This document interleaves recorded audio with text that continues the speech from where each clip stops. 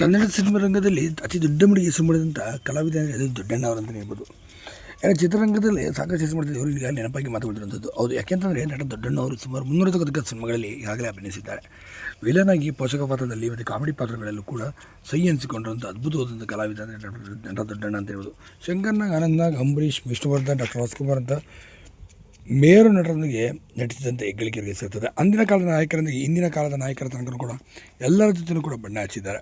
ಇಂಥ ಅದ್ಭುತವಾದ ಕಾಲಾವಧಿಗೆ ನೆನಪಾಗಿ ಉಳಿದಿದ್ದಾರೆ. ಹೌದು, ಇತ್ತೀಚೆಗೆ ಗಮನಿಸಿರುವ ಸುಮಾರು 2 ವರ್ಷಗಳಿಂದ ಕೂಡ ಅವರು ವೀಲ್ ಚೇರ್ನಲ್ಲಿ ತಿರ್ತಿದ್ದಾರೆ. ಯಾಕೆಂದರೆ ಅವರಿಗೆ ಕಾಲು ಮುರಿತವಾಗಿದ್ದು ಅವರಿಗೆ ಸರಿಯಾಗೋ ರೀತಿ ಯಾವುದೂ ಕೂಡ ಕಂಡಿಲ್ಲ.